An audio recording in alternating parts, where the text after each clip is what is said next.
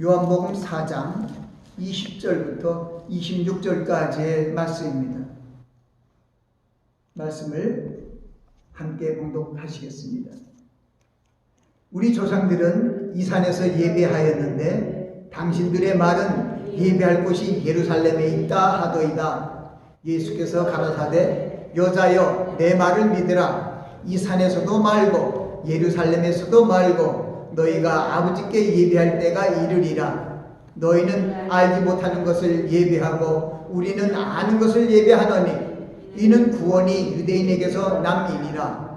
아버지께 참으로 예배하는 자들은 신령과 진정으로 예배할 때가 오나니 곧 이때라. 아버지께서는 이렇게 자기에게 예배하는 자들을 찾으시니라. 하나님은 영이시니 예배하는 자가 신령과 진정으로 예배할지니라. 여자가 가로되 메시아 곧 그리스도라 하는 이가 오실 줄을 내가 아노니 그가 오시면 모든 것을 우리에게 고하시리이다. 예수께서 이르시되 내가 말하는 내가 그러라 하시니라. 아멘. 말씀을 위해서 잠시 기도합니다. 아버지 하나님, 하나님의 놀라우신 은혜와 사랑을 말씀을 통하여 증거하기 원하오니 하나님의 성령으로 함께 하사 오늘 저희 심령 위에 하나님의 대언의 말씀이 선포되는 아름다운 시간 되게 하옵소서. 예수님 이름으로 기도하옵나이다. 아멘. 저는 오늘 신령과 진정으로 예배하라. 그래서 제가 써놓은 것은 신령과 진정으로 예배하고 주제를 그렇게 삼았습니다. 신령과 진정으로 예배하라. 예수님께서 하나님은 영이시니 예배하는 자가 신령과 진정으로 예배할지니라고 말씀하셨습니다. 제가 여러분에게 읽어드린 것도 우리도 지금 개역 성경을 보기 때문에 이게 예전부터 우리가 기존에 사용하고 있는 그런 성경책은 이렇게 얘기하고 있죠. 하나님은 영이시니 예배하는 자가 신령과 진정으로 예배할지니라. 근데 우리가 지금 쓰고 있는 개역 성경 외에 벌써 바뀐 지 오래됐습니다. 개역의 개정기에서 개역개정 성경이 나왔습니다. 거기에 보면은 조금 우리가 신령과 진정으로 예배할지나를 다른 말로 했는데 우리가 이해하기 쉬워요. 신령을 그냥 신을 뺐어요.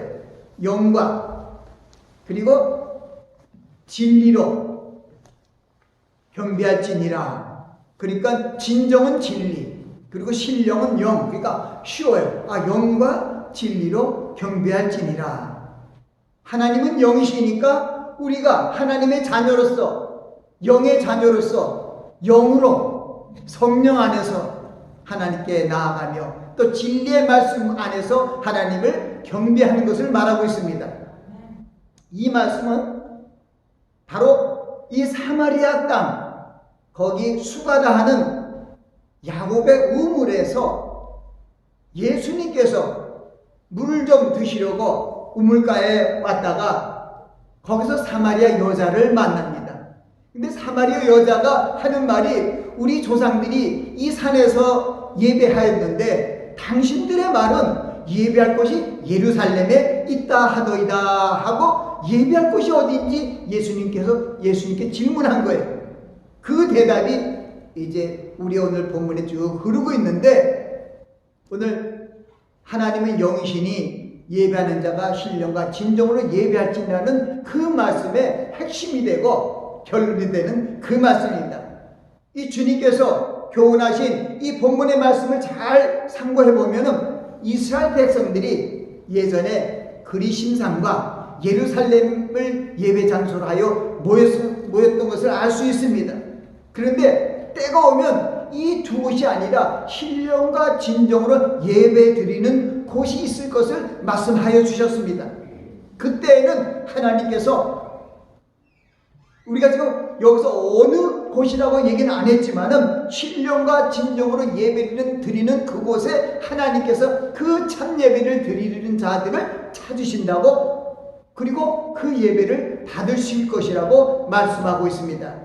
그것이 우리가 함께 봉독한 요한복음 4장 바로 제가 전부 한 절을 빼서 22절 빼고 21절 23절입니다. 예수께서 가라사대 여자여 내 말을 믿으라. 이 산에서도 말고 예루살렘에서도 말고 너희가 아버지께 예배할 때가 이르리라. 아버지께 참으로 예배하는 자들은 신령과 진정으로 예배할 때가 오나니 곧 이때라. 아버지께서는 이렇게 자기에게 예배하는 자를 찾으시니라. 하나님께서 신령과 진정으로, 우리 개역 개정으로 하면은 영과 진리로 예배하는 자를 찾으신다는 것입니다. 이 말씀은 2000년 전에 예수님께서 사마리아 여인에게 한 말씀이기도 하지만은 이 세대에 살고 있는 모든 그리스도인들에게 주시는 말씀이기도 합니다. 오늘도 우리는 이 주님의 말씀을 이 세대에 사는 우리에게 주신 동일한 말씀으로 믿고 우리도 영과 진리로 하나님께 예배를 드리는 그러한 삶, 말씀과 기도로 교통하는 그러한 삶으로 하나님을 영화롭게 하고 기쁨을 드려야 할 것입니다. 이 예배라는 것은 거룩하신 하나님 앞에 감사와 찬송과 영광을 돌리며 인사를 하는 것, 문안을 드리고 나오는 모습입니다. 어떻게 보면 쉬워요. 이 예배라는 것은 아버지 앞에 인사드리러 나오는 거예요. 아버지, 지난밤 잘 잤습니다. 감사합니다. 저를 보여주셨습니다. 저에게 이렇게 좋은 공기도 주시고 맑은 어떤 아름다운 자연도 주셔서 제가 삶을 살아갈 수 있도록 인도해 주시니 감사합니다. 하나님 앞에 내 삶을 드리면서 내 삶을 하나님께서 동행하신 삶을 감사하면서 아버지께 나가는 거예요. 그래서 우리 보면 시편에서도 찬양에 대한 시편이 많이 있어요. 하나님께. 제가 아까 묵도 중에서도 얘기했잖아요. 내 영혼아 여호와를 송축하라. 내 속에 있는 것들아 다 그 성호를 송축하라. 내 영혼아 여호와를 송축하며 그 모든 은택을 잊지 말지어다. 그 은혜를 잊지 말라는 거예요. 거기에는 말입니다. 저가 내 죄악을 사하시, 우리 병을 고쳐주시고, 우리의 손을 들어주시고, 내 청춘도 독수리같이 새롭게 하시는 모든 것들이 하나님께 예배하며 하나님께 감사 찬송을 드리는 그러한 그 말이라는 것입니다. 이사야서 43장 21절과 7절에는 하나님께서 하신 말씀이 있습니다. 이 백정은 내가 나를 위하여 지었다는 거예요. 이 사람을 내가 나를 위하여 지었나니 나의 찬송을 부르게 하려 함이라고 말씀합니다. 이것은 무슨이냐? 하나님께서 우리를 지으신 목적이 뭐라고요? 바로 말씀드렸잖아요. 나의 찬송을 부르게. 우리는 하나님 앞에 찬송하는 존재로 부르셨다는 거예요. 만드셨다는 겁니다. 그 다음에 7절에는 내 이름으로 일컫는 자, 무릇 내 이름으로 일컫는 자, 곧 내가 내 영광을 위하여 창조한 자를 오게 하라. 그러니까 그들을 내가 지었고 만들었느니라 하고 또 말씀합니다. 내 영광을 위하여 창조했대요. 그러니까 쉽게 얘기하면 하나님은 우리를 찬송하는 자로, 하나님을 찬송하는 자로, 하나님께 영광을 돌리는 자로 지으셨다는 겁니다. 그래서 우리가 하나님 앞에 나오고 우리 그때 어느 장소만 주님을 찬송하는 것이 아니라 나의 삶을 통하여, 나의 인생을 통하여, through whole life를 통하여 주님께 감사와 찬송을 드리며 살든지 죽든지 무엇을 먹든지 하나님께 영광을 돌리는 그런 삶이 예배라는 것입니다. 우리 사도 바울께서도 로마서 12장 말씀에 그런 말씀합니다. 내가 하나님의 모든 자비하심으로 너희를 권하노니 너희 몸을 하나님이 기뻐하시는 거룩한 산제사로 드려라. 이는 너희의 드릴 영적 예배느니라. 너희는 이 세대를 본받지 말고 오직 마음을 새롭게 함으로 변화를 받아 하나님의 선하시고 기뻐하시고 온전한 뜻이 무엇인지 분별하도록 하라. 바로 이 말씀을 통하여 우리 몸이 산 제사라는 겁니다. 이 말씀을 보면은 우리의 전심을 다하여 정성을 다하여 하나님을 찬송하고 하나님께 영광을 돌리는 삶을 사는 건데, 그러면은 하나님께서 얘기하시면 이 세대를 본받지 말라는 거예요.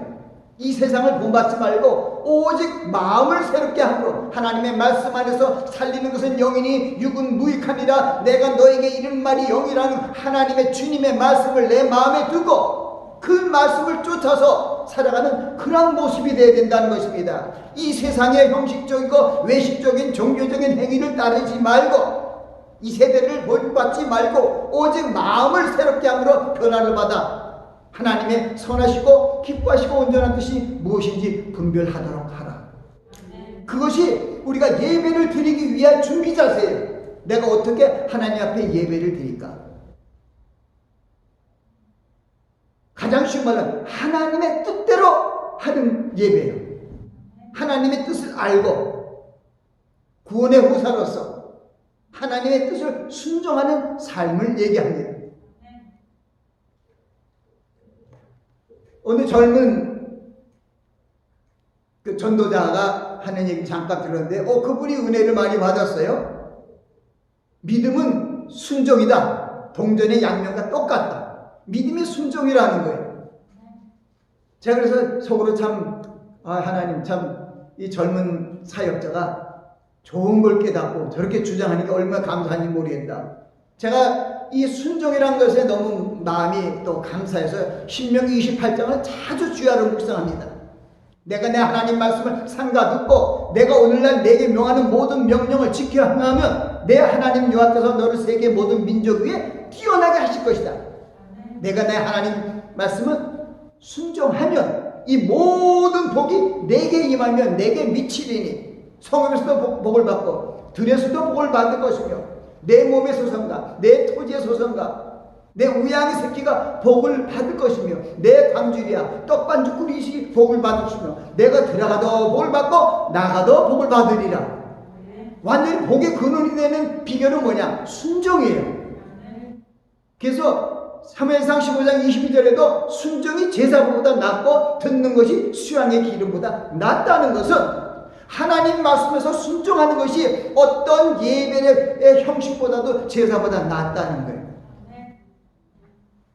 예수님께서 이 사마리아 여자와 대화 속에서 우리에게 예배의 본질을 알려주셨어요.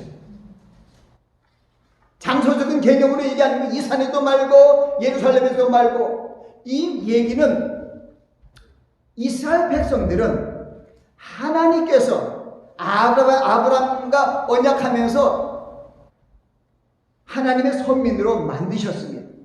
그래서 그 아브라함에게 약속한 그 약속을 이루기 위하여 종래에는 가나안 복지까지 하나님께서 약속을 이루어서 이스라엘 민족들을 430년 동안 종살이하던 이집트로부터 해방시켜서 또 40년 광야를 통하여 여호수아라는 또 지도자를 세워서 결국은 하나님께서 이 백성에게 주게 한 땅으로 다 들어가서 살게 하셨습니다.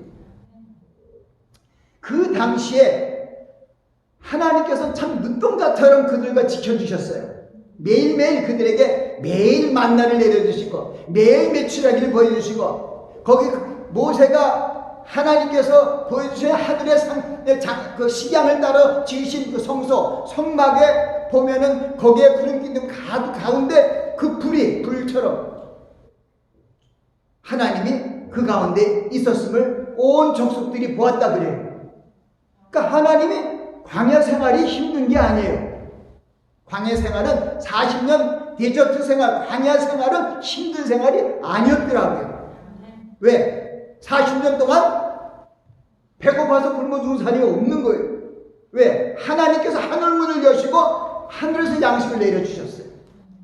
그건 뭐냐? 야, 너희들이 사막에서 나오는 풀도 없고 곡식도 없어 무엇으로 사느냐? 못 살잖아. 하나님이 내려주시는 양식으로 살잖아. 그걸 우리에게 알게 한 거예요.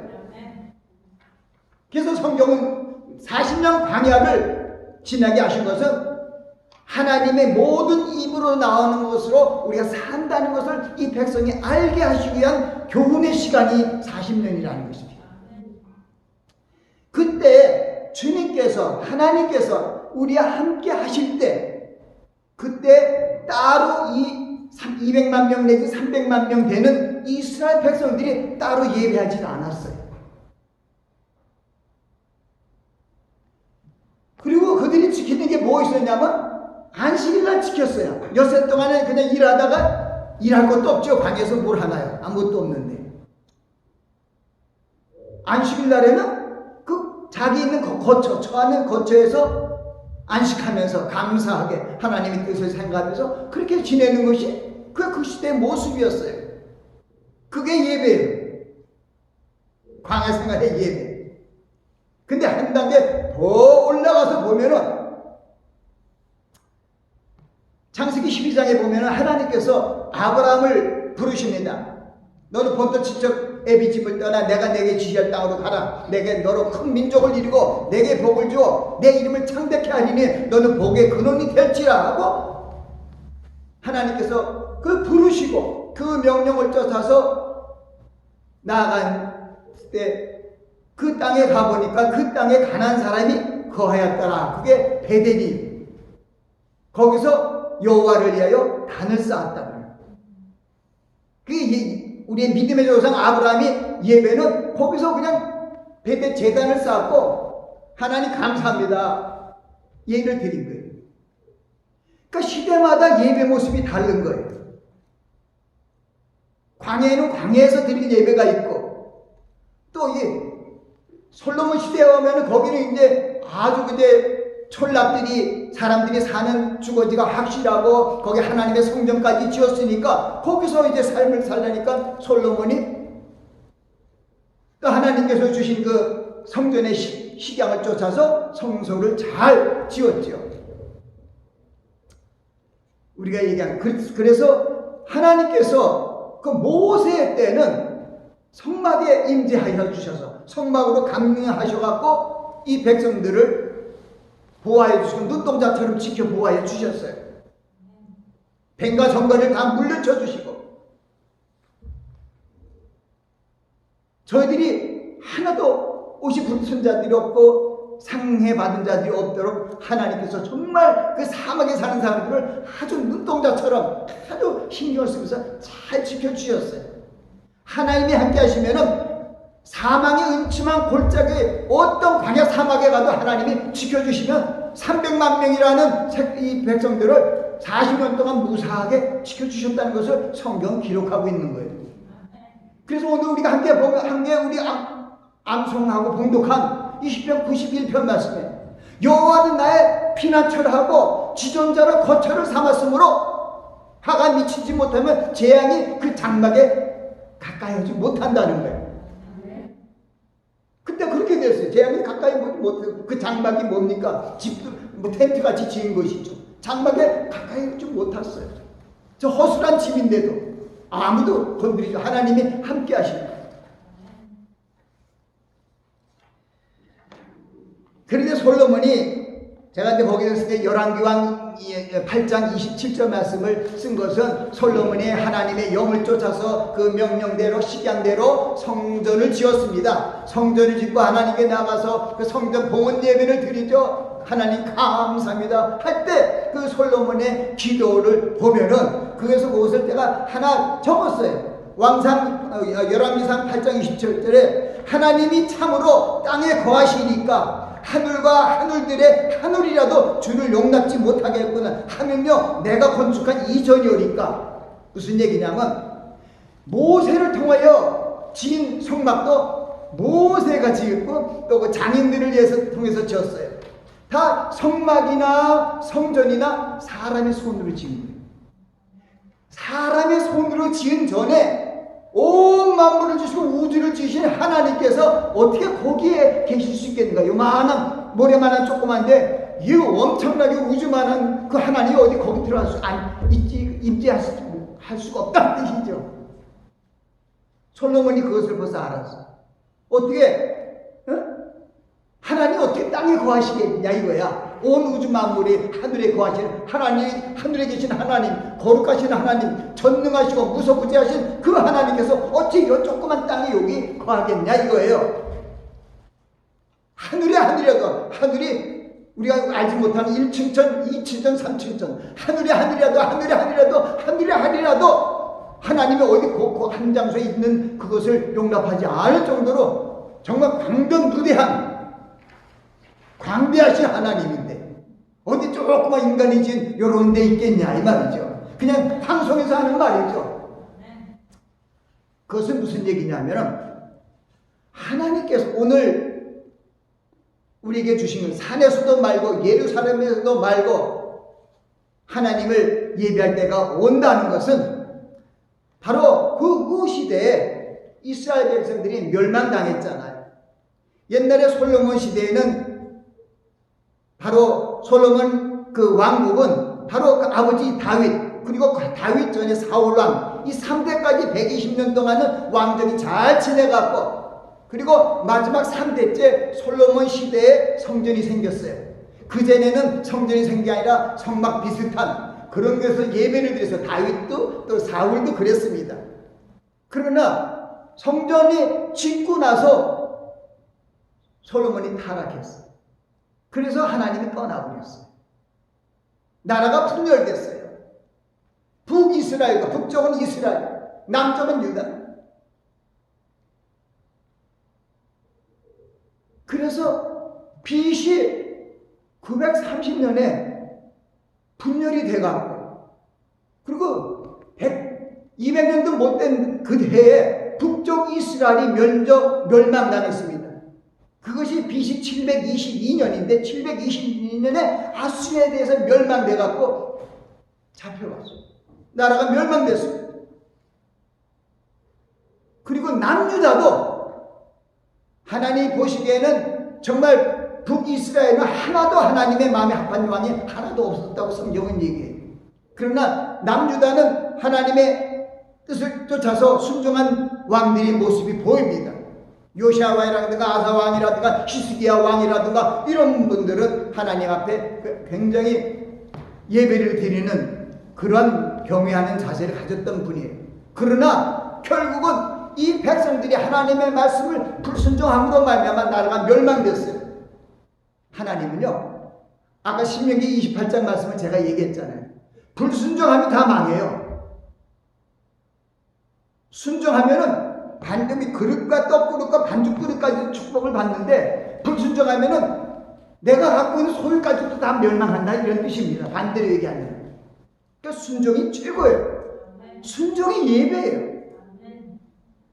하나님이 하라 하면 하는 거고 하지 말라면 하지 않는 거. 아버지께서 우리 부모도 맞아. 부모가 우리 어릴 때 하라 하면 자식이 순종하는 거예요. 예배라는 것은 부모를 공경하듯이 하는 거예요. 근데 그것이 장소가 없어요. 우리가 부모님 공경할 때 장소가 있습니까?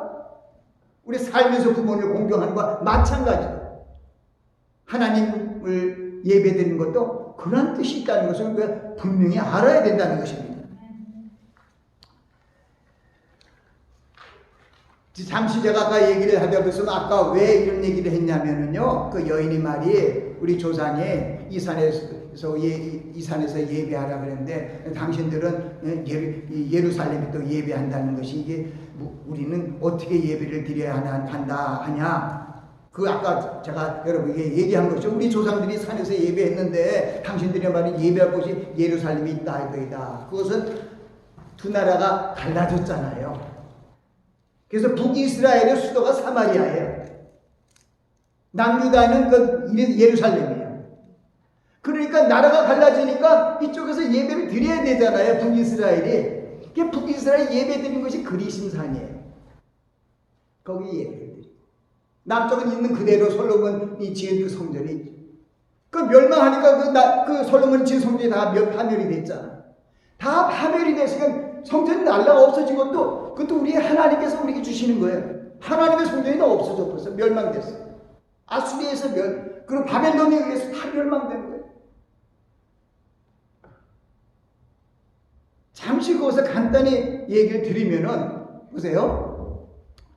하나님의 말씀을 불순종해서 멸망이 됐어요. 이 두 나라가 분열됐지만 분열돼서 어쨌든 두 나라가 다 멸망된 것은 BC 586년이에요. 그 586년 만에 나라가 다 없어지고 성전이 다 없어졌어요. 다 멸망돼. 그때 벌써 다 깨져서 바벨론에 의해서 다 없어지고 성전에 무슨 모든 기구라든가 이런 것도 다 바벨론으로 옮겨갔어요. 그러니까 예배 성소가 없어요. 성전이 없어졌다고요. 예배를 못 드리잖아요. 그래서 포로가 생활을 70년 하는 도중에 하나님의 은혜로 거의 간지 50년 만에, 그러니까 536년이에요. BC 536년에 누구를 통해서? 스룹바벨을 통해서 1차 포로들이 돌아와요. 그래갖고 뭘 지냐면 성전을, 바로 다 부서진 예루살렘 성전을 재건합니다. 그것을 스룹바벨 성전이라고 해요. 그리고 지금 예수님 당시에 있었던 성전은 제사 성전이 아니라 스룹바벨 성전이 그때 또 한번 약간 부서졌다가 다시 한번 크게 더 복원시킨 게 회록 성전이에요. 이건 다 그 두 번째 성전이에요.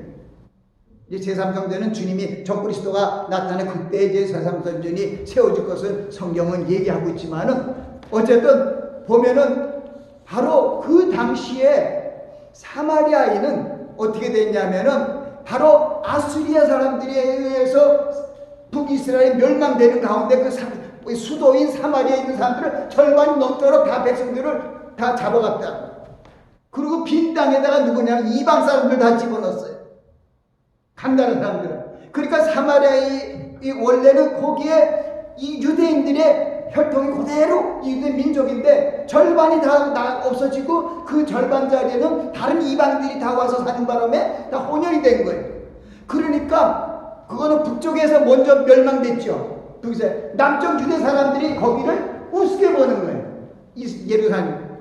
그래갖고 그 흐름이 쭉 온 거죠. 그래서 유대 사람들이 사마리아인을 상종 안 하는 것은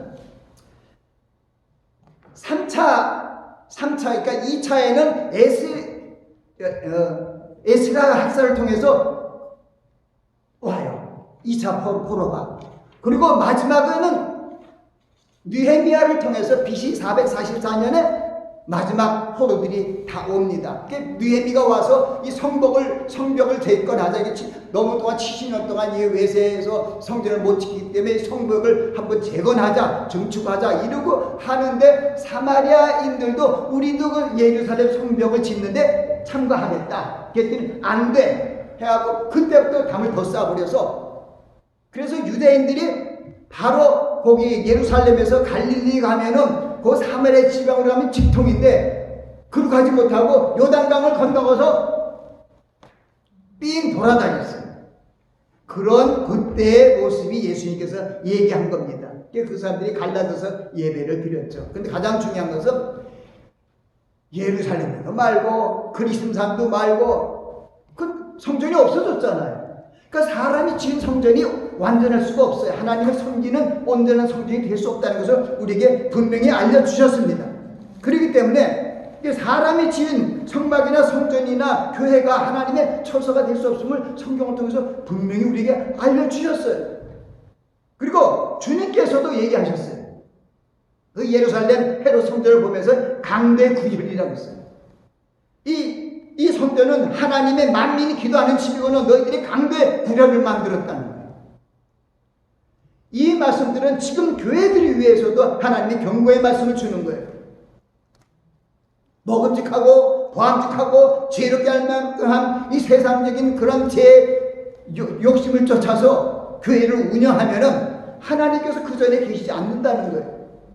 예수님께서 얘기하셨잖아. 마태복음 18장 20절에 두세 사람이 내 이름으로 모은 곳에는 나도 그들 중에 있느니라는 것은 바로 그것을 우리에게 분명히 알려주셨어요. 바로 초대교회 모습이 그랬습니다. 초대교회는 그때 바리새인들과 서기관들이 예수님을 잡아주기 혈안을 가졌기 때문에 공회당이고 뭐고, 때로는 예수님이 들어가서 공회당에서 말씀을 가르쳤지만은 거기서 다 배척하는 바람에 산이나 들이나 다니면서 복음을 전파했어요. 주님이 계시는 말씀의 하나님, 창조주 하나님이신 예수님께서 계신 곳이 바로 예배 장소예요. 공회당이 아니라고요. 그것을 그때 보여주셨으며 또 솔로몬 행각에서 회개한 베드로가 말씀을 전할 때 그날 5,000명이나 세례받는 사람이 일어났잖아요. 그 솔로몬 행각 그 당시 거기가 예배 장소예요. 그러니까 어떤 사람이 지으는 보이는 가시적인 장소가 예배 장소가 온전한 예배 장소가 아니라 하나님이 임재하시는 곳이 예배 장소예요. 그래서 우리가 그것을 분명히 안다면 우리가 지금 저도 그래요.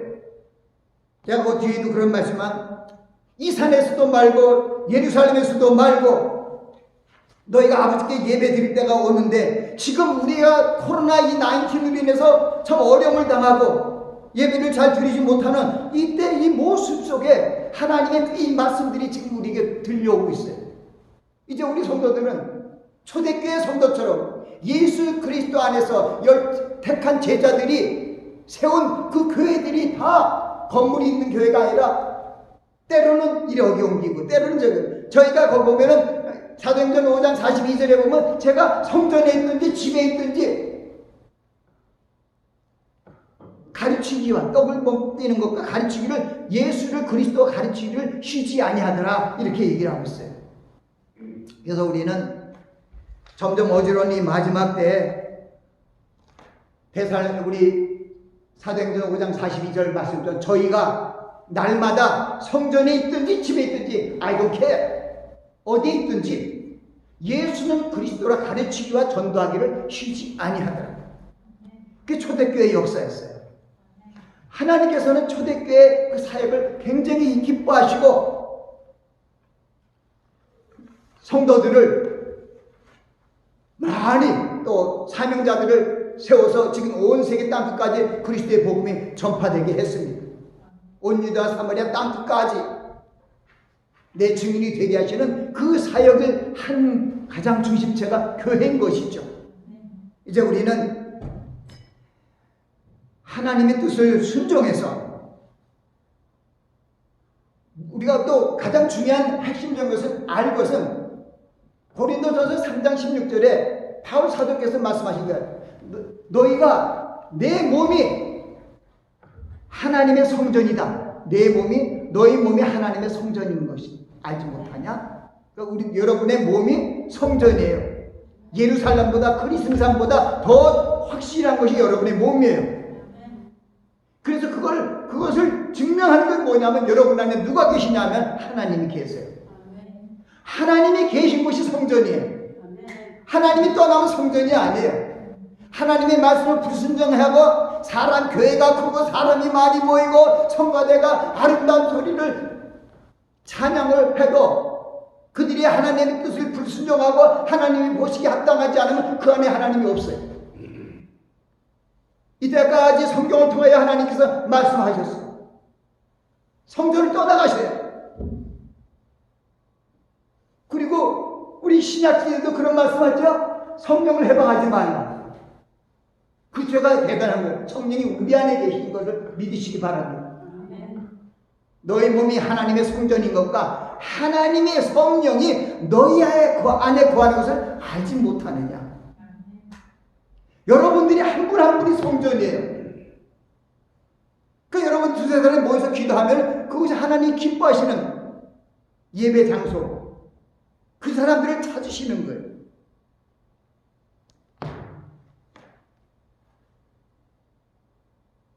오늘 이 말씀을 드린 것은 점점 힘들어가지는 예배 교회 모임도 점점 힘들어지죠.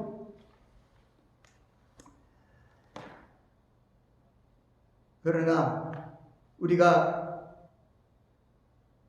하나님의 그 뜻을, 예수님께서 하신 뜻을 좀 살펴보고 또 성경 안에서 더 깊이 들어가면 우리가 죄 없이 살았던 창세기에 있는 에덴 동산의 삶, 그때가 진정한 예배의 삶이었습니다. 하나님 함께 하는 거예요. 지시하면 야 그걸 짐승들 다 물 모아놓고 야 너 이거 이름 정하라 그럼 내 하고 이름 지면 되는 거예요. 그게 예배의 삶이에요. 근데 하나님이 명하신 동산 각종 나무의 실과는 임의로 먹되 선악을 알게 하는 나무의 실과는 먹지 말라. 내가 먹는 날에는 정령 죽으리라. 그 명령 하나를 불순종함으로 말미암아 모든 사람들이 한 사람의 범죄로 인하여 모든 사람이 죄인이 되어버렸어. 근데 한 사람 예수 그리스도 십자가 달려 돌아가시고 부활하심으로 말미암아 그 순종하시는 한 예수 그리스도로 말미암아 우리가 다 그 아래서 의인이 되었습니다. 이제는 우리의 선택이었습니다. 우리가 세상을 쫓아가느냐 하나님의 뜻을 쫓아가냐 주여 주여 하는 자마다 다 천국에 들어갈 것이 아니요 하늘에 계신 내 아버지 뜻대로 행하는 자라야 그날에 올 들어가리라. 그 말씀을 명심하시기 바랍니다. 주님의 뜻이 무엇인지 하나님의 선하시고 기뻐하시고 온전한 뜻이 무엇인지 그걸 알기 위해서 이 세대를 복받으면 안 돼요. 마음을 새롭게 한다는 것은 하나님의 말씀과 기도로 마음을 새롭게 하고 그리고 하나님의 뜻을 받아들이고 그리고 내 안에 있는 하나님의 성령께서 우리를 위하여 말씀 탄식으로 기도해 주시고 우리를 위하여 중보하실 뿐만 아니라 하늘에 계신 예수 그리스도도 우리를 위하여 하늘 보좌 우편에서 중보하십니다. 그렇기 때문에 우리는 주님을 의뢰하고 하나님께서 나의 피난처라 나의 지존자가 나의 거처라고 그를 믿고 나아가면 바로 그 초소가 예배 초소라는 것입니다. 하나님께서 여러분들을 하나님의 그 장중에 붙들어 주시고 하나님의 성령의 능력으로 지켜주시고 주님이 강림하시는 그날에 우리가 다 함께 공중 속으로 끌어올려 구름 속으로 끌어올려 공중에서 주를 영접케 하리는 그러한 하나님의 신부로 우리가 온전히 선택되어 갈 수 있도록 근신하여 깨어 기도하며 하나님께 영과 진리 안에서 기도하시기 바라며 또 예배하시기 바랍니다. 기도합니다. 아버지 하나님, 오늘 말씀을 통하여 하나님께서 우리 인생들을 지으신 것이 하나님을 찬송하고 하나님께 영광을 드리는 목적으로 지으셨으며 또 그 지으신 목적대로 살아가는 것이 예배임을 다시 생각해 보았습니다. 큰 건물이 아니라 많은 사람이 모인 것이 아니라 주님을 사랑하는 주님의 뜻을 순종하는 소수의 사람들이 모인 곳이 교회며 예배 처소이며 또 그분들을 하나님께서 찾으신 것을 성경을 통해서 우리는 교훈받습니다. 아버지 하나님, 하나님께서 신령과 진정으로 예배하는 자를 찾으시는 그 하나님께서 이 어려운 시대를 통하여 우리에게 다시 한번 말씀을 주시고 알곡과 쭉쟁이로서 또 우리가 하나님 앞에 신부로서의 합격된 그 영광을 주시기 위하여 또 우리에게 이러한 시간을 주실 줄 믿고 우리가 불평불면하지 말고 하나님께 감사하고 찬송하며 아버지 앞에 영광 돌리는 삶을 살 수 있도록 축복하옵소서. 예수 그리스도의 이름으로 기도합니다.